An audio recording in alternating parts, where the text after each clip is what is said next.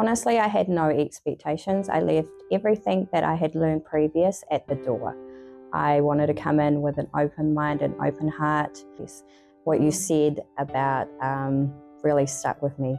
The most spiritual thing you could do for yourself is occupy your whole whare. If it was such a beautiful space that people felt open to share, that maybe they probably wouldn't have shared in other spaces. In those 2 days is something that I can now go on and pass to my family. Just our kara care, really embracing all of our te ao Māori to start our day, like how you start your day to hype us up, was just shifting energy that made just us feel connected. Once we heal us, we can heal everybody else in our family. And that was just, that one really did stick with me, was heal yourself and then you can heal others.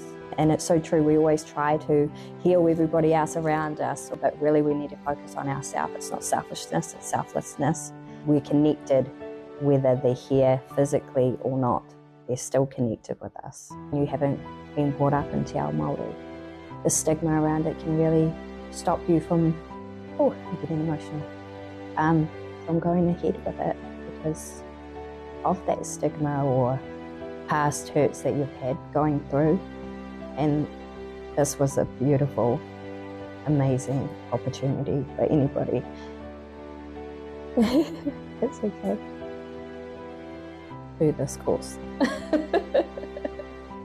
Do this course, reconnect with yourself, remember who you are and what you are capable of, because you are so much more than what you currently think that you are capable of. The world is trying to dim your light.